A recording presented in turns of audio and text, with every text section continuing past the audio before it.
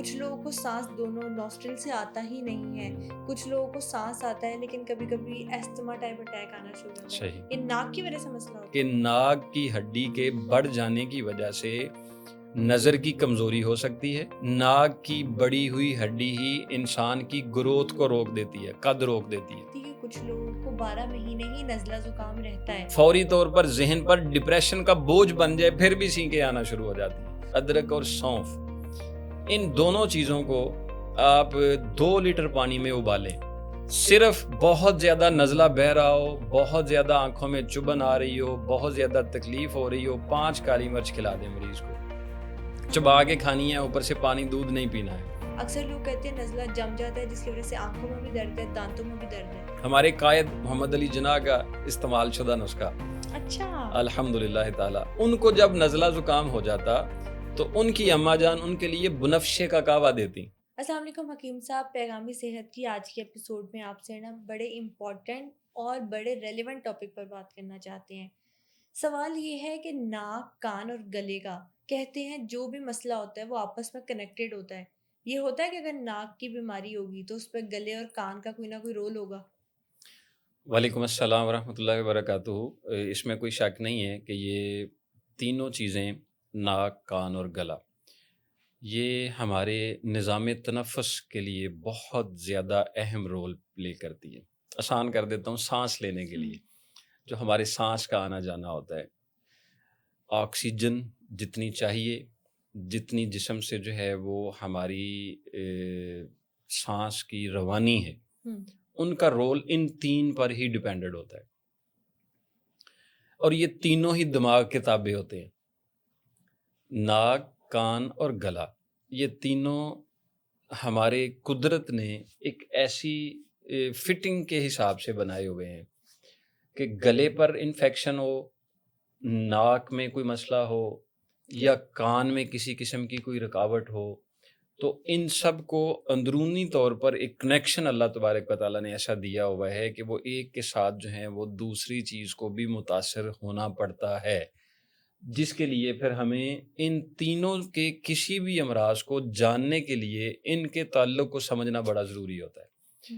ناک کے سینٹرل ہڈی ہو یا ناک کی سائیڈ والی ہڈیاں ہوں یا ناک کی جو جڑ ہوتی ہے اس کے ساتھ اگر دیکھیں تو پھر وہ تھراٹ جو ہمارا گلے والا نظام ہوتا ہے اس کے ساتھ اس کا لنک ہوتا ہے.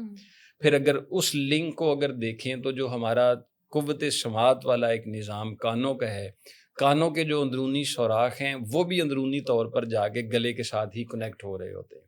تو اس لیے ان تینوں میں سے کسی ایک کی خرابی جو ہے وہ دوسرے آرگن کو بھی خراب کرنے کے چانسز موجود ہوتے ہیں. یہ بھی ضروری نہیں ہے کہ ناک خراب ہوگا تو کان ضروری طور پر خراب ہوگا یا کان خراب ہوگا تو گلا ضروری طور پر خراب ہوگا، ایسا نہیں ہے. لیکن اس کی خرابی کی وجہ سے اگلا جو حملہ ہوگا وہ ان پہ کسی ایک پر بھی ہو سکتا ہے. یہ ایک آسانی سے سمجھنے والی چیز ہوتی ہے. اس لیے پھر ہمارے میڈیکل میں ان کو ایک ہی یونٹ قرار دے دیا گیا ہے. بالکل. ناک، کان اور گلا ENT طور پر جو ہیں وہ ہم اس کو دیکھتے ہیں. تو پھر ان میں سے جو بھی چیز آسانی کے ساتھ ٹریٹیبل ہوتی ہے اس کو کیا جاتا ہے تو پھر دوسرے مسئلے بھی حل ہو جاتے ہیں. اچھا، میں آپ سے پوچھنا چاہتی ہوں کہ سب سے پہلے نا ہم باری باری ڈسکس کر لیتے ہیں، پھر پہلے ناک کو، پھر کان کو، پھر گلے کو. اکثر لوگوں کو نا سانس لینے میں دشواری پیش آتی ہے. کچھ لوگ کہتے ہیں، بچپن میں جو مذاق کیا جاتا تھا کہ تمہارے ناک کی ہڈی ٹیڑھی ہے اس لیے تمہیں سانس لینے میں مسئلہ ہو رہا ہے. کچھ لوگوں کو سانس دونوں نوسٹرل سے آتا ہی نہیں ہے، کچھ لوگوں کو سانس آتا ہے لیکن کبھی کبھی ایستھما ٹائپ اٹیک آنا شروع ہو جاتا ہے. صحیح. یہ ناک کی وجہ سے مسئلہ ہوتا ہے. دیکھیں، پہلے ناک کا کردار کیا ہے ہمارے جسم میں، جب ہم یہ سمجھ لیں گے نا تو پھر اس میں ہمیں بیماری کو سمجھنے میں آسانی ہو جائے گی. قدرت نے ہمارے چہرے پر چند ایسے سوراخ رکھے ہیں جو ہماری جسمانی خوبصورتی ظاہری کو بھی اور اندرونی خوبصورتی کو بھی بحال رکھنے میں بڑے معاونت ہوتے ہیں. ناک مختلف قسم کے محاوروں میں بھی استعمال ہوتا رہا ہے. فلانے دا نک بڑا اونچا ہے، اس کا مطلب کیا ہوتا ہے کہ اس کی سوچ بڑی اونچی ہے. مطلب فلانا ناک پہ مکھی نہیں بیٹھنے دیتا، ایسے ہی ہے. اس کا مطلب ہے کہ وہ کسی کو لاگے نہیں لگانے دیتا ہے. ناک کا قدرتی طور پر جسم کے جو ظاہری خوبصورتی ہے اس میں بڑا کردار ہوتا ہے. ناک کے اندرونی خوبصورتی پر کیا کردار ہوتا ہے کہ اس نے ہمارے جسم کو ایک فریش ہوا جو ہماری ضرورت ہوتی ہے اس کو ہمارے پھیپھڑوں تک پہنچانا ہوتا ہے، اور یہ پوری صاف کر کے پہنچانا ہوتا ہے۔ مطلب اس کے اندر اللہ تبارک و تعالیٰ نے چھوٹے چھوٹے بال چھاننی کے طور پر رکھے ہوئے ہیں کہ جو صاف ہوا کو تو پہنچا دیتے ہیں لیکن گرد و غبار کو جو ہے وہ وہیں پر روک دیتے ہیں۔ پھر ناک کی جو اندرونی ہڈیاں ہوتی ہیں ان کی ایک بناوٹ قدرت نے اس خوبصورتی کے ساتھ رکھی ہوئی ہے کہ وہ اگر سائز میں بہت زیادہ بڑھ جائیں یا سائز میں بہت زیادہ سکڑ جائیں، مطلب یہ ناک کی ہڈی کی بات کر رہا ہوں، اگر سائز میں بڑھ جائیں یا سائز میں سکڑ جائیں تو پھر وہ بیماری کا ایک عارضہ لاحق ہوتی ہیں، جو ان کی اپنی مشابہت کے طور پر جو بنائی گئی اللہ تبارک و تعالیٰ کی طرف سے ہڈی ہے وہ تو ایک خوبصورتی ہے، لیکن اگر وہ سائز بڑھ جاتا ہے، بچپن میں ناک کی ہڈی کا سائز بڑھنا یا ناک کے اندر غدود کا بڑھ جانا جس کی وجہ سے یہ جو ناک کے سوراخ ہوتے ہیں اس میں کوئی رکاوٹ پیدا ہو جاتی ہے، سانس لینے میں آنے جانے میں جو معاملات پیدا ہو جاتے ہیں، یا جو ایک رطوبت بلغم کی شکل میں ہمارے پورے چہرے کے اندر بیک سائڈ پہ موجود ہے، وہ جس نے گلے کے رستے خارج ہونا ہوتا ہے وہ جب نہیں ہو پاتی ہے تو پھر وہ ایک ہی جگہ پر جم جاتی ہے، رک جاتی ہے،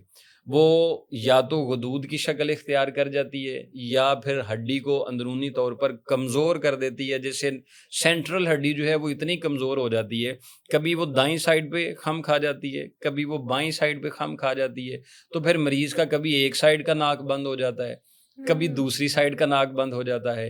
غدود اگر ہوں گی تو پھر مستقل ہی دونوں ناک کے رستے جو ہیں وہ بند ہونا شروع ہو جاتے ہیں۔ اس کا پھر نقصان یہ ہوتا ہے کہ ناک کی ہڈی کے بڑھ جانے کی وجہ سے نظر کی کمزوری ہو سکتی ہے، گلے میں کیرے کی شکل اختیار کرنے کے بعد بیماری پیدا ہو سکتی ہے، ناک کی بڑی ہوئی ہڈی ہی انسان کی گروتھ کو روک دیتی ہے، قد روک دیتی ہے، قد بھی نہ بڑھنے میں بہت حد تک جو ہے وہ ناک کی ہڈی کا کردار ہوتا ہے۔ اچھا، تو اس لحاظ سے ناک کے اندرونی غدود ہوں، ناک کی اندرونی ہڈی ہو یا ناک کی سینٹرل ہڈی ہو، اس میں سے کوئی بھی ایسا مسئلہ ہو جائے، اکثر لوگ ایسے ہوتے ہیں ان کا نزلہ زکام ٹھیک ہوتا ہی نہیں ہے، یس، چھینکیں آ گئیں، پانی بہنا شروع ہو جاتا ہے۔ اگر ہم اس حالت میں بیٹھے ہیں تو یہاں کوئی پانی نہیں ہے، پانی بہہ تو نہیں رہا نا جی، خشک ہے، قدرتی طور پر ایک نظام ہے۔ جیسے ہی اس پر کوئی وائرل انفیکشن ہونا ہے تو اتنا ناک سے پانی بہتا ہے ایسا لگتا ہے اندر کوئی ٹپ کے ٹپ بھرے ہوئے ہیں اور وہ رکنے کا نام نہیں لے رہا ہوتا۔ وہ اصل میں ناک کی ہی وہ والی رطوبات ہوتی ہیں جو قدرتی نظام سے اندر رک چکی ہوتی ہیں لیکن وہ بہنا شروع ہو جاتی ہیں، وہ پھر بہہ کے رستے کو بہت زیادہ خراب کر دیتی ہیں، ریش پیدا کر دیتی ہیں، سوزش پیدا کر دیتی ہیں، انفیکشن پیدا کر دیتی ہیں، بلکہ ناک کے اندر زخم بھی ہونا شروع ہو جاتے ہیں، اور ناک کے اندرونی حصے پہ پورے جسم کی سب سے زیادہ باریک نسیں موجود ہیں۔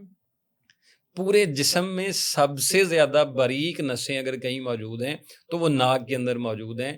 یہ آپ کو تب کبھی اندازہ ہوگا جب کبھی کسی بندے کو نکسیر پھٹتی ہے، تو جب نکسیر ہوتی ہے، کیوں ہوتی ہے؟ ہاں یہی میں چیز کہہ رہا ہوں، نکسیر کا پھوٹنا بھی ناک کے وہ حساس مقامات جو چھوٹے چھوٹے مسام قدرتی طور پر اللہ نے رکھے ہوتے ہیں ان میں کوئی ایسا انفیکشن بڑھ جائے، کوئی ایسی چوٹ بڑھ جائے، کوئی ایسا دباؤ بڑھ جائے یا کوئی ایسا کٹ لگ جائے جو بظاہر نظر نہیں ہو رہا ہوتا ہے، نہ اس کو معلوم ہو رہا ہوتا ہے، تو وہاں سے اتنا خون بہ رہا ہوتا ہے کہ جو رکنے کا نام نہیں لے رہا ہوتا ہے۔ وہی نکسیر جو ہے وہ آگے جا کے خون کی کمی کا سبب بھی بن جاتی ہے، دماغ کی کمزوری کا سبب بھی بن جاتی ہے اور ناک کی اندرونی ہڈی کی خرابی کا سبب بھی بن جاتی ہے۔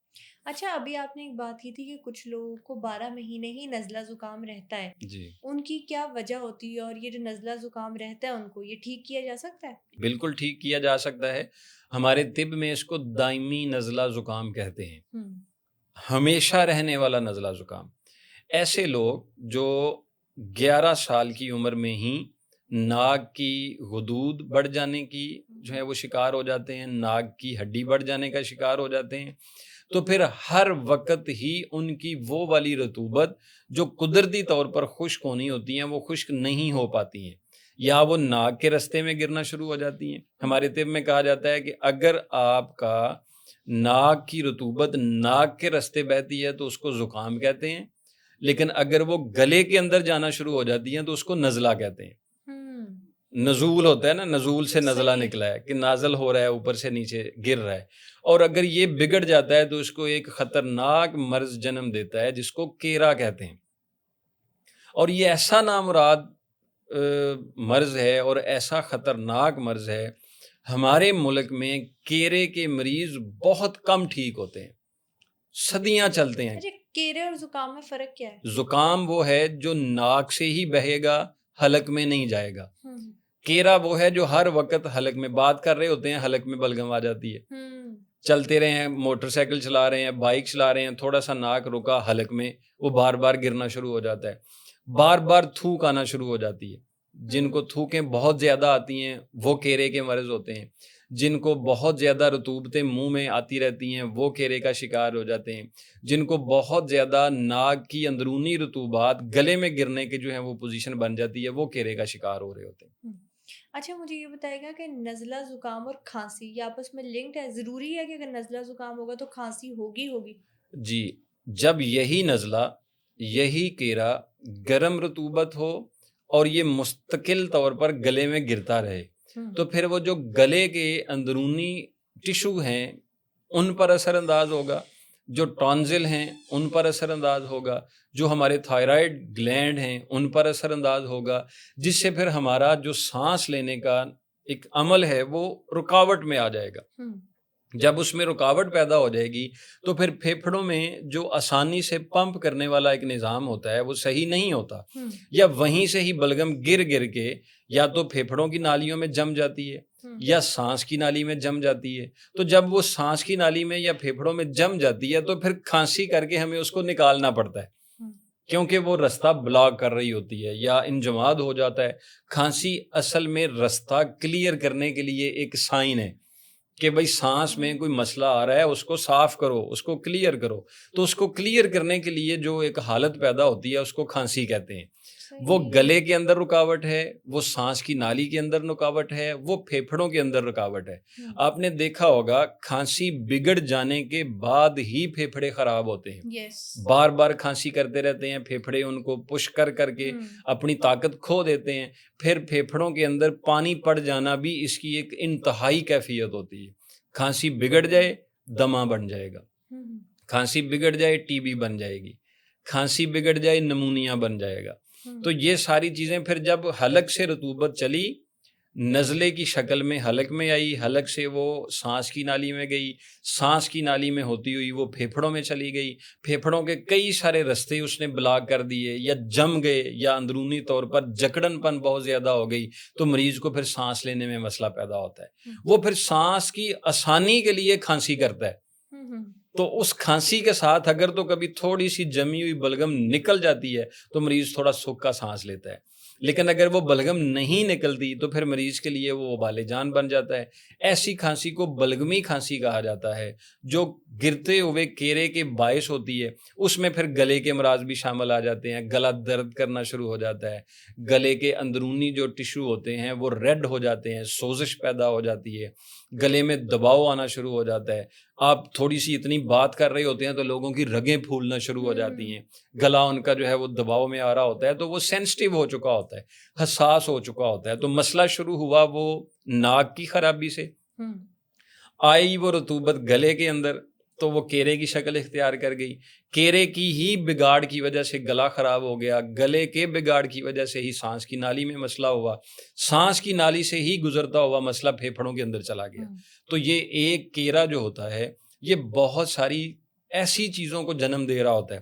پھر جس کو کیرا ہوتا ہے اس کو تھوک بار بار آتے ہیں، بار بار تھوک آتے رہتے ہیں تو جسم سے پھر پانی کی کمی لاحق ہو جاتی ہے، مطلب رطوبتیں خارج ہوتی گئیں، اس سے پانی کی کمی لاحق ہو جاتی ہے، جسم خشکی مائل زیادہ ہو جاتا ہے، اور جب خشکی بڑھ جاتی ہے تو پھر جگر پر اس کے بہت سارے جو ہیں وہ مسائل پیدا ہو جاتے ہیں. تو کیرے کا بگاڑ ہی آپ کی سانس کی نالی کو، آپ کے پھیپھڑوں کو اور آپ کے جگر کو بھی خراب کرنے تک بہت حد تک جو ہے وہ اس کا اثر شامل ہوتا ہے. اچھا، اس سے پہلے ہم نے بات کی تھی ناک کے اسٹرکچر پر کہ ناک کی ہڈی اور جو ناک کے اندر اللہ تعالیٰ نے رگیں بنائی ہیں ان کا کیا جی رول ہوتا ہے. ابھی جس طرح سے آپ نے بات کی کہ ناک کی ہڈی کی وجہ سے قد بھی چھوٹا رہ جاتا ہے جی اور ناک کی ہڈی کی وجہ سے سانس کے بھی مسئلے ہوتے ہیں. ایک مسئلہ ہوتا ہے سائنسس. سائنس کا مسئلہ کیا ہے اور کیوں ہوتا ہے؟ سائنسائٹس مطلب ہے سینسٹیوٹی. ہم موبائل ہے، اس کے کچھ سینسر ہیں، یہ ہاتھ لگایا یہ جل گیا، ہم ٹھیک ہے. سینسر سمجھتے ہیں نا آپ کسی چیز کو، اس نے سینس کرنا. یہ قدرتی سینسر ہیں جو آنکھ میں، ناک میں، گلے میں، کان کے قدرت نے رکھے ہوئے ہیں. جب یہ سینسر کام کرنا چھوڑ دیتے ہیں نا تو سائنسائٹس کا مسئلہ شروع ہو جاتا ہے. مطلب ناک کی اندرونی ہڈی کی سوزش کا بڑھ جانا، جلد کے اندرونی جتنے بھی سینسر قدرت نے لگائے ہوئے ہیں ان کا کمزور پڑ جانا، جو مستقل طور پر جو اس کا ایک سمجھ لیں کہ جیسے باڈی گارڈ والا ایک سسٹم جو قدرت نے رکھا ہوتا ہے نا، وہ سست پڑ جاتا ہے. کوئی سا بھی وائرل انفیکشن فٹافٹ ہی بندے پر اثر انداز ہونا شروع ہو جاتا ہے. تھوڑی تیز خوشبو ہوئی، چھینکیں آ گئیں، یس. تیز ہوا گزری، چھینکیں آ گئیں، تھوڑا ڈسٹ سا ہوئی، گرد و صفائی غبار ہو رہی ہوا، ہے، چھینکیں آ چھینکیں گئیں. آ گئی. فوری طور پر ذہن پر ڈپریشن کا بوجھ بن جائے پھر بھی چھینکیں آنا شروع ہو جاتی ہیں، بوجھ بن جاتا ہے. یعنی کہ ان اعضاء کی جو سیفٹی کے لیے قدرتی نظام تھا وہ کمزور پڑ گیا. اب وہ اس کی حملے کو برداشت نہیں کر پاتی ہیں، جس سے پھر یہ نیا مرض ایک جنم لیتا ہے جس میں یہ ساری چیزیں شامل ہوتی ہیں. مطلب اس میں آنکھوں میں چبھن بھی آ سکتی ہے، اس میں سانس میں گھٹن بھی آ سکتی ہے، اس میں ناک بند ہونا بھی آ سکتا ہے، اس میں کانوں میں شائیں شائیں کی آوازیں بھی آنا شروع ہو جاتی ہیں. یہ سارے ہی اس بیماری کے متعلقہ چیزیں ہوتی ہیں جو پھر آگے جا کے خطرناک صورتحال بن سکتی اس کا ہے. علاج کیا ہے؟ آسان علاج سے شروع کرتے ہیں اور تھوڑا سا محنت والے علاج کی طرف چلے جائیں گے. سائنوسائٹس بن گیا ہے اور دماغ کے ساتھ ساتھ آپ کا کان، ناک اور گلے کا مسئلہ ہو گیا ہوا ہے. آسانی کے طور پر گھر میں دو چیزیں ہیں، ادرک اور سونف. ادرک اور سونف، ان دونوں چیزوں کو آپ 2 لیٹر پانی میں ابالیں. ادرک اور سونف ان کو 2 لیٹر پانی میں ابالیں. اور ادرک لینا ہے آپ نے تقریباً 3 سے 4 انچی کا پیس، ایک گٹھی جو ہوتی ہے ادرک کی وہ لے لیں. اور سونف لے لیں آپ 3 سے 4 چمچ اور 2 لیٹر پانی لے لیں اور اس کو ابلنے کے لیے رکھ دیں. جب یہ ابل رہے، بہت زیادہ اوپر ڈھکن اس کے رہے تو پھر اتار کے ہلکا سا ٹاول لے کے نا تو اس کی سٹیم لیں. صبح اور شام اس کی بھاپ لیں. اس سے آپ کے جتنے بھی ناک، کان، گلے پر دباؤ بڑھنے والے عوامل ہیں نا، اللہ کے فضل و کرم کے ساتھ ٹھیک ہو جائیں گے، بہتر سے بہترین ہو جائیں گے. اس عمل سے آپ شروع کریں. صبح اٹھ کے ایسے لوگ جن کو بہت زیادہ چھینکیں، بہت زیادہ نزلہ، بہت زیادہ دباؤ اور بہت زیادہ گلے میں خراش بڑھ رہی ہے، میرا ایک وائرل نسخہ ہے، آسان نسخہ، صرف 5 کالی مرچ کا. 5 کالی مرچ سے نزلہ زکام ٹھیک ہو جائے گا؟ بالکل ٹھیک ہو جائے گا. اور یہ تو میں بڑی دفعہ لائیو بھی اپلائی کروا چکا ہوں، لائیو شوز میں بھی چھینکیں ہوتی کھلا کے ان کا پروگرام کروایا گیا ہے اللہ کریم کے فضل و کرم کے ساتھ. صرف بہت زیادہ نزلہ بہ رہا ہو، بہت زیادہ آنکھوں میں چبھن آ رہی ہو، بہت زیادہ تکلیف ہو رہی ہو، 5 کالی مرچ کھلا دیں مریض کو. چبا کے کھانی ہے، اوپر سے پانی دودھ نہیں پینا ہے. فوری طور پر چند سیکنڈز میں آپ کو لگے گا کہ آپ کی الرجی اور نزلہ اور چھینکیں بہتر ہو گئی ہیں. کچھ وقت تک اس کا مسلسل استعمال کریں گے، 5 کالی مرچ صبح اور 5 شام کو، تو اللہ کے فضل و کرم کے ساتھ اس سے آپ کا مستقل رہنے والا جو نزلہ ہے وہ بھی ٹھیک ہو جائے گا. ایک نسخہ اور ساتھ بنا لیں جن کو کیرے کا مسئلہ بن چکا ہوتا ہے، حلق میں کیرا گرنا شروع ہو گیا ہوا ہے، رطوبت کچی بننا شروع ہو گئی ہے. اصل میں بلغم کی زیادتی جسم میں ہوتی ہے، جگر کا خون کی مقدار کم بنانا، اس میں جگر بھی کہیں نہ کہیں انوالو ہوتا ہے.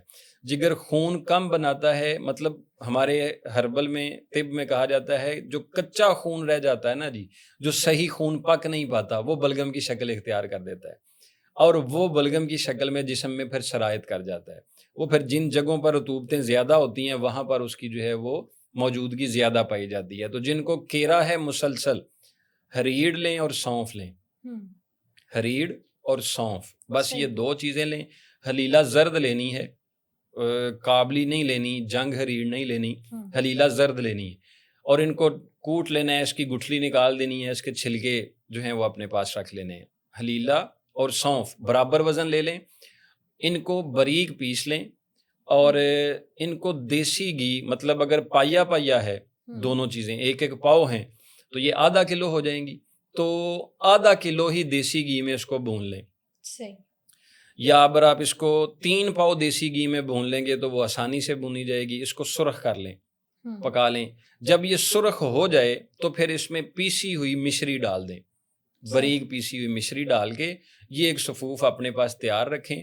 رات کو سونے سے پہلے آدھا چمچ نیم گرم پانی سے لے لیں یا نیم گرم دودھ سے لے لیں۔ اللہ کے فضل و کرم کے ساتھ چند مہینوں کے استعمال کے بعد آپ کا جو کیرے والا مسئلہ ہے، جو گلے میں گرتا ہے کیرا اور بہت پرانا ہو چکا ہوا ہے، وہ اس کے ساتھ ٹھیک ہو جائے گا۔ ایک فائدہ اس کے ساتھ اور ہوگا کہ آپ کو قبض بھی نہیں ہونے دے گا، یہ آپ کے معدے کو بھی صاف کر دے گا۔ ایک پیکٹ میں 2 فائدے، 2 نہیں، تیسرا فائدہ بھی آئے گا انشاءاللہ۔ اس سے پیٹ بھی ٹھیک ہو جائے گا، نزلہ زکام بھی ٹھیک ہو جائے گا۔ اور ایک نسخہ ہمارے حکمت میں ترپھلا نام سے چند ایسے پھل ہیں بڑے مشہور ہیں، ترپھلا، اس کے بڑے نوٹ لکھے ہوئے ہیں، اولے بیڑے ہریڑا، یہ 3 چیزوں کا نام مل کے جو ہیں وہ اس کو ترپھلا کہا جاتا ہے۔ ان تینوں چیزوں کو لے کے گٹھلی نکال کے ان کا صفوف بنا لیں۔ بس اگر یہ تینوں چیزیں ہوں 50-50 گرام، تو اس میں آپ نے 100 گرام کالی مرچ ڈال دینی ہے۔ کالی مرچ یعنی وہاں پر بھی ایڈ ہوگا؟ کالی مرچ سے جو میں ریسرچ کر رہا ہوں، میرے مالک نے چاہا تو آنے والا دور ہر بیماری کا علاج کالی مرچ سے کیا جائے گا انشاءاللہ۔ یہ آپ دیکھیے گا انشاءاللہ، کوئی بھی ایسی بیماری نہیں ہوگی کہ جس کا علاج کالی مرچ سے ممکن نہیں ہوگا۔ کالی مرچ میں اللہ تبارک و تعالیٰ نے ایسی افادیت رکھی ہے کہ یہ ہمیں ہر بیماری سے نجات دلا سکتی ہے۔ یہ 3 چیزیں، اولے بیڑے ہریڑا اور ساتھ کالی مرچ، اس کا ایک صفوف بنا لیں اور 00 سائز کا ایک کیپسول بھر لیں۔ یہ والا ایک کیپسول روزانہ صبح خالی پیٹ پانی کے ساتھ استعمال کریں۔ ساتھ وہ والا نسخہ لے لیں رات کو۔ اللہ کے فضل و کرم کے ساتھ انشاءاللہ بہت زیادہ جو دیر تک کیرا رہنے والا ہے وہ اس سے ٹھیک ہو جائے گا انشاءاللہ۔ اچھا، یہ جو نزلہ زکام ہوتا ہے یہ سردی کے موسم میں ہوتا ہے یا گرمی کے موسم میں؟ اس کا موسم کیا ہے؟ سردی کا زکام بھی ہوتا ہے، گرمی کا بھی زکام ہوتا ہے۔ مطلب سردی میں ٹھنڈ لگ جائے، ٹھنڈ لگنے کی وجہ سے ان اعضاء میں سکڑاؤ پیدا ہو جائے اور ان کے اندر سوزش پیدا ہو جانے کی وجہ سے جو ہے وہ زکام جمنے کی نوعیت پیدا ہو جاتی ہے۔ کبھی کبھار ایسا ہوتا ہے کہ موسم سردی کا ہوتا ہے لیکن ہم گرم بہت ساری چیزیں استعمال کر لیتے ہیں، لیکن دیکھتے یہ ہیں کہ موسم سردی کا ہے لیکن وہ سردی کے موسم میں بہت زیادہ گرم چیزیں استعمال کرنے کی وجہ سے گرمی کا زکام ہو جاتا ہے سردی کے اندر۔ تو پھر ہمیں اس کو جاننا پڑتا ہے کہ ہم اس مناسبت سے اس کو کس طرح کی خوراک دے کے مینیج کریں۔ گرمی میں یہ ہوتا ہے کہ لو لگ جائے، بہت زیادہ جو ہے وہ حبس کے موسم میں آ کے تو گھٹن ہونا شروع ہو جائے، یا گرمی کے اندر بہت زیادہ کام کرنے کی وجہ سے دماغ پر گرمی کے اثرات بہت زیادہ پڑ جائیں، تو گرمی کا زکام بھی ہو سکتا ہے اور سردی کا بھی، دونوں موسم میں زکام نزلہ ہو سکتا ہے۔ وہ لوگ جن کا دماغی اعصابی نظام پہلے ہی کمزور پڑ چکا ہوتا ہے، اس کے لیے میں ایک آسان نسخہ آپ کو دے دیتا ہوں۔ آپ نے اگلا سوال یہی کرنا ہے کہ اس کا ایک آسان نسخہ دے دیں۔ اینٹی الرجی کیپسول، اکثر اوقات ہم الرجی کی گولیاں کھاتے ہیں، تو اینٹی الرجی ایک کیپسول ہے ہمارا جو ہم اکثر اوقات جو ہیں وہ اپنے مریضوں کو استعمال کرتے ہیں، وہ ہے ترکٹا کے نام سے۔ ترکٹا؟ ہاں جی، ترکٹا جڑی بوٹی ہے؟ یہ بھی 3 چیزوں کا مرکب ہے۔ یہ 3 چیزیں لے کے اکٹھی، یہ ہمارے ارد گرد کے ممالک میں اب جا کے بہت زیادہ مشہور ہو گیا ہوا ہے۔ قدیم طب میں اس کا بہت بڑا ذکر ہے، جیسے ترپھلا ہے 3 پھل، ایسے ترکٹا ہے 3 چیزوں کا یہ مرکب ہے۔ بڑے انٹرسٹنگ نام بھی آپ کے ایپیسوڈ کرنے کے بعد پتہ چلتے ہیں۔ جی جی، یہ چیزیں قدیم طب میں عرصہ دراز سے جو ہیں وہ استعمال ہوتی رہی ہیں۔ یہ 3 چیزیں ہیں، سنڈ، کالی مرچ اور مگاں۔ مگاں؟ جی، مگاں اس کو فلفل دراز بھی کہتے ہیں۔ صحیح۔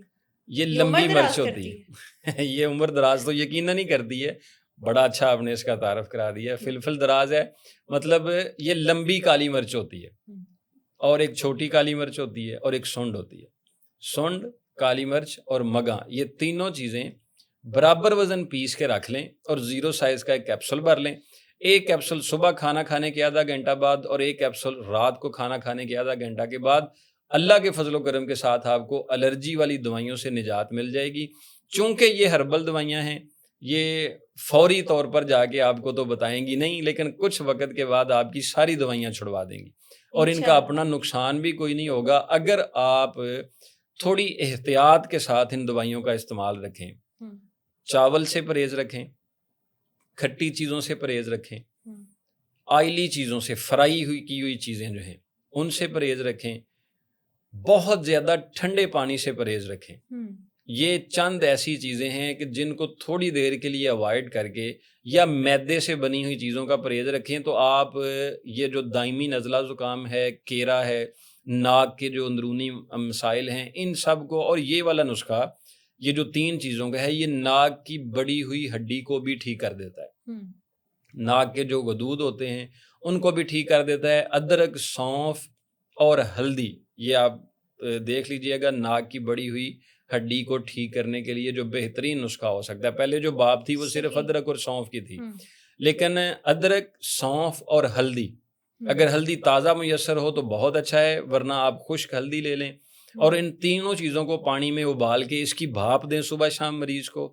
ساتھ یہ ترکٹا کا نسخہ جو ہے یہ صبح شام ایک ایک کیپسول دے دیں، اور اس کے ساتھ ایک کام کریں، بادام روغن، روغن بادام لے کے وہ ناف کے اوپر مالش کرنی ہے.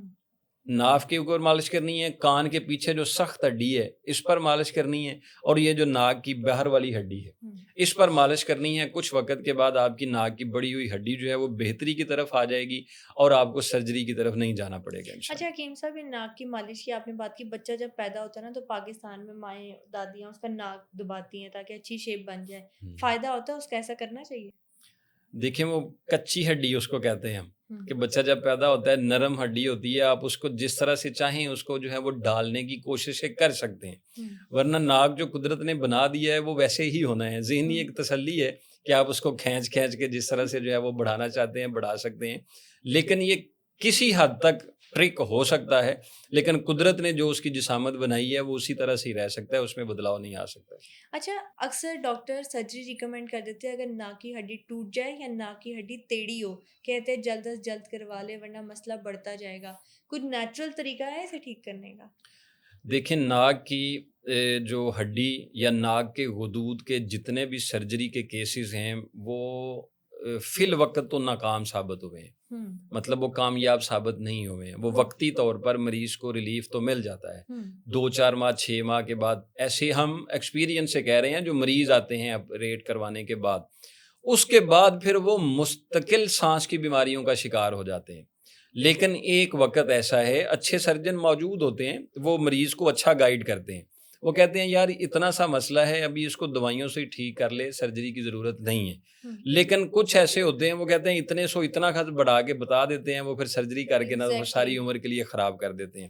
بہت سارے اچھے لوگ بھی موجود ہیں جو کرتے ہیں، لیکن ناک کے غدود اس حد تک بڑھ جائیں کہ اس سے آپ کے سانس میں رکاوٹ آنے کے ساتھ آپ کو کوئی بھی لائف تھریٹ ہو سکے تو پھر ہمیں ویٹ نہیں کرنا چاہیے، پھر اس وقت ہمیں سرجری کی طرف ہی جانا چاہیے. ان کا سائز دیکھنے کے بعد کہ وہ بالز اتنے زیادہ بڑھ جاتے ہیں کہ وہ پھر ناک کی اندرونی ساخت کو آہستہ آہستہ بند کرنا شروع کر دیتے ہیں. لیکن جدت ہے نا، ایک سرجری ہے، ہمیں اس کا انکار نہیں کرنا چاہیے، لیکن سرجری حل نہیں ہوتا. آخری حل تو ہو سکتا ہے، حل نہیں ہے مطلب اب سارے راستے بند ہیں تو پھر اس طرح سے کر دیں. لیکن اس سے پہلے بھی اگر ہم کچھ وقت کے لیے یہ جو بھاپ ہے یہ اپنے استعمال میں رکھیں، اور جو یہ نسخہ ہے کچھ وقت کے لیے استعمال میں 1-2 ماہ میں استعمال کر کے دیکھ لیں. میرا مالک شفا دینے والا ہے اور بہت سارے لوگوں کو دی بھی ہے، بہت سارے ٹھیک نہیں بھی ہوئے ہوں گے. ضروری تو نہیں ہے کہ ہر بندہ ٹھیک ہو، لیکن اللہ پاک ہی شافی ہوتا ہے، بہترین شافی ہوتا ہے، شفا دینے والا ہوتا ہے. تو اس لحاظ سے ہمیں ان بیماریوں کو آخری سٹیج تک جانے سے پہلے ہی ریکوری کی طرف رہنا چاہیے، تو اس سے پھر یہ بہتری ہو جاتی ہے.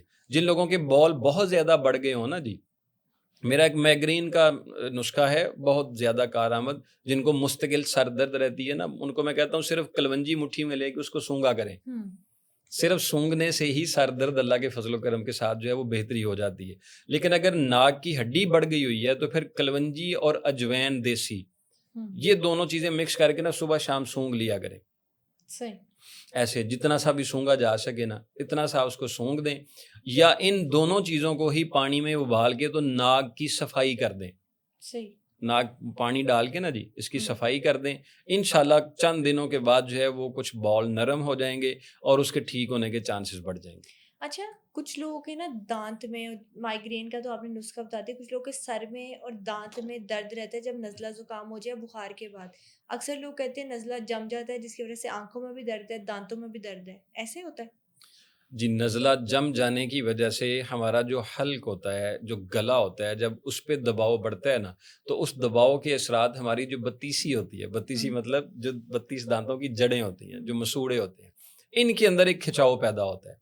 جب ان کے اندر کھچاؤ پیدا ہو تو پہلے سے ہی کسی دانت کی جڑ کمزور ہو تو وہاں درد ہونا شروع ہو جاتا ہے. ایسا نہیں ہے کہ دانت سارے ٹھیک ہیں تو اچانک سے درد ہو گیا ہے, ایسا نہیں ہے. پہلے سے ہی کسی دانت کی جڑ میں, مسوڑے میں کوئی ریشہ جم چکا ہو, کوئی کھوڑ بن چکی ہو, کوئی خرابی پیدا ہو چکی ہو, ٹوٹ چکا ہو, تو وہاں پر پھر درد ہونا شروع ہو جاتا ہے, جس سے پھر یہ مسئلے پیدا ہو جاتے ہیں. نزلہ اگر جم جائے گا تو یہ والے حصے جو ہیں, پیشانی جو ہے یہ بھاری رہے گی, آنکھیں جو ہیں یہ بوجھل رہیں گی, کان بند بند محسوس ہوں گے, کانوں پہ ایک بوجھ رہے گا, دباؤ رہے گا, شائیں شائیں کی آوازیں آتی رہیں گی. تو پھر اس بلغم کے انجماد کو نکالنے کے لیے پھر جو ہے وہ کالی مرچ ہماری پھر فائدہ مند ثابت مند ہوگی, کیونکہ جب ہم اس کو چبائیں گے اس سے ایک دم کے لیے ہیٹ پیدا ہوتی ہے, وہ حرارت فوری طور پر پھر بلغم کو میلٹ کرنے میں ہمارے لیے معاونت دیتی ہے, جس سے پھر اس میں فائدہ ہونا شروع ہو جاتا ہے. لیکن اگر یہ والی بھاپ جو ہے ادرک, سونف اور ہلدی کی یہ مسلسل جاری رکھے جائے اور ساتھ وہ ترکٹا والا نسخہ جاری رکھا جائے تو یہ جمی ہوئی بلغم جو ہوتی ہے یہ بھی اس کے ساتھ بہتری ہو جاتی ہے. یا ایک ہمارے قائد محمد علی جناح کا استعمال شدہ نسخہ, اچھا, الحمدللہ تعالی, ان کو جب نزلہ زکام ہو جاتا تو ان کی اماں جان ان کے لیے بنفشے کا کعوہ دیتی. یہ بنفشے کیا ہے؟ یہ بنفشہ ہوتا ہے, ایک بوٹی ہے, پنساری سے مل جاتی ہے, اور بڑے عرصے تک اس نے پنساری کی دکان پر راج کیا ہے. آج ذرا ہماری توجہ اس طرف نہیں رہی ہے. آج بھی اگر آپ کسی پنساری کے پاس جائیں نا تو اسے کہیں کہ پڑا دے دے, تو وہ ایک جشاندے کا پڑا دے دیتے ہیں. ایک تو عام جشاندہ ہے نا جو ٹکیوں میں آ گیا ہوا ہے, ایک پڑا دے دیتے ہیں جشاندے کا, جو عام لوگ نزلہ زکام کے لیے جو ہیں وہ استعمال کرتے ہیں. تو اس پڑے میں جو جزو اعظم ہوتا ہے وہ بنفشہ ہوتا ہے. بنفشے کا کعوہ ہمارے قائد محمد علی جناح رحمۃ اللہ تعالی علیہ ہمیشہ اپنے معمول میں رکھتے جب کبھی ان کو زکام ہو جاتا.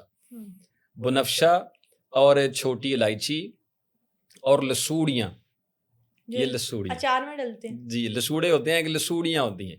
بنفشہ, چھوٹی الائچی اور لسوڑیاں, یہ تین چیزیں جو ہے نا ان کو پانی میں ابال کے اس کا کعوہ جو ہے وہ صبح شام آپ پئیں. یاد کریں گے اللہ کے فضل و کرم کے ساتھ آپ کا جو نزلہ زکام جمع ہوا ہے, جو دباؤ بنا ہوا ہے, یہ اللہ کے فضل سے اسے ٹھیک ہو جائے گا. اچھا, بالکل ٹھیک ہو گیا. یہ باتیں تو آپ نے شیئر کر دی, ٹپس بھی بڑی انفارمیٹیو.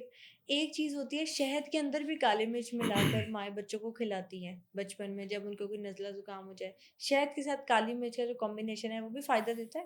ادرک کا پانی نکال لیں 1 چمچ, اور چمچ کا چوتھا حصہ کالی مرچ لے لیں, اور شہد لے لیں 3 سے 4 چمچ, اور اس کو مکس کر کے ایک پیسٹ بنا لیں. گرمی کا ہو یا سردی کا ہو تو اس کو آپ تھوڑا تھوڑا مقدار میں چٹانا شروع کر دیں. بچوں کا نزلہ زکام کھانسی بھی اس سے بہتر ہو جاتا ہے. یہ یاد رکھیں اگر بچہ ہو 1 سال سے کم عمر کا تو پھر دوائی بچے کو نہیں دیں, بچے کی والدہ کو دیں. صحیح. یہ بہت زیادہ چیز نوٹ کریں کہ والدہ اگر فیڈ کرواتی ہیں نا تو پھر بچے کو ڈائریکٹلی کوئی دوائی نہ دیں, والدہ کو دیں, تاکہ اس کے استعمال کے ساتھ جو ہے وہ بچے میں پھر بہت زیادہ تیزی کے ساتھ اثر ہو جاتا ہے اور اس میں فائدہ ہونا شروع ہو جاتا ہے. ادرک کا پانی, کالی مرچ اور شہد, یہ ایک مکس کر کے ایک اپنے پاس پیسٹ بنا لیں, صبح شام استعمال میں رکھیں, اللہ کے فضل سے بہتر ہو جاتا ہے. تھینک یو سو مچ حکیم صاحب. آج ویسے میں نے پلان کیا تھا کہ ناک, کان اور گلے, ان تینوں کی بیماریوں سے متعلق آپ سے آگاہی لیں گے, لیکن بڑی ڈیٹیل میں آپ نے ہمیں جو ناک کے مسائل اور ان کے علاج کے بارے میں بتا لیا, تو بڑا تفصیلی ایپیسوڈ ہو گیا. اگلی ایپیسوڈ میں اب آپ سے گلے کی اور کان کے مسائل پر بات کریں گے، لیکن ایک ذکر آپ نے کیا تھا نکسیر کا۔ نکسیر کا آپ نے نسخہ نہیں بتایا تھا، وہ نکسیر کا نسخہ بتا دیں تاکہ ہماری آج کی ایپیسوڈ کمپلیٹ ہو جائے۔ نکسیر کے لیے جو ہے نا عمر کی مناسبت سے کچھ دوائیں ہوتی ہیں. اگر تو بچہ ہے مطلب 7-8 سال سے لے کے 10-15 سال کا بچہ ہے تو آپ نا پھٹکڑی، صرف پھٹکڑی لیں اور وہ پھٹکڑی لے لیں 1 چمچ کے برابر، اور تقریباً 1-2 لیٹر پانی لے کے نا جی اس میں اس کو بھگو کے رکھ دیں اور یہ 4-5 گھنٹے تک بھگوئے رہنے دیں. اس کے بعد صرف اس سے ناک دھونا ہے، ایسے ناک میں پانی چڑھایا پھر اس کو صاف کر دینا ہے، چڑھایا اور صاف کر دینا ہے. اور 2 چیزیں پنساری سے ملیں گی، سنگ جرح اور کہربا. یہ نسخہ جسم سے ہر غیر ضروری خون کے اخراج کو کنٹرول کرتا ہے، وہ کسی بھی شکل میں ہو. وہ ہم ہر بیماری میں پھر ایڈ کر دیں گے، لیکن نکسیر کے معاملے میں سنگ جرح اور کہربا، سنگ جرح 100 گرام اور کہربا 50 گرام، یہ دونوں چیزیں پیس کے اس کے کیپسول بھر لیں. یہ کیپسول صبح خالی پیٹ روزانہ 1 کیپسول جو ہے وہ دے دیں. انشاءاللہ اللہ کے فضل و کرم کے ساتھ جو ہے وہ نکسیر بہتر ہو جاتی ہے. ساتھ ایک نسخہ خوردنی طور پر ہے، جن بڑے لوگ جو ہیں جن کو جو ہے وہ نکسیر کا عارضہ رہتا ہے، آملہ خشک 100 گرام لیں، کشنیز سوکھا دھنیا 50 گرام لیں، موچرس ایک گوند ملتی ہے یہ 20 گرام لیں، اور ککر پھلی کا پاؤڈر لیں 20 گرام. یہ 4 چیزوں کو صفوف بنا کے اس میں تھوڑی سی چینی ملا کے پھکی بنا لیں. صبح اور شام کھانا کھانے کے آدھا گھنٹہ بعد جو ہے یہ اپنے استعمال میں رکھیں. انشاءاللہ پرانی سے پرانی نکسیر جو ہے وہ میرے مالک نے چاہا تو وہ بہترین ہو جائے گی، ٹھیک ہو جائے گی انشاءاللہ. امید کرتے ہیں کہ یہ نسخہ جو لوگ استعمال کریں گے ان کی زندگی آسان ہو جائے گی. تھینک یو سو مچ حکیم صاحب، آپ نے آج کی ایپیسوڈ میں لوگوں کے بہت سارے روزمرہ کے جو مسائل ہیں وہ حل کر دیے. نیکسٹ ایپیسوڈ میں آپ سے مزید معلومات لیں گے. Thank you so much for coming. انشاءاللہ. بہت شکریہ آپ کا.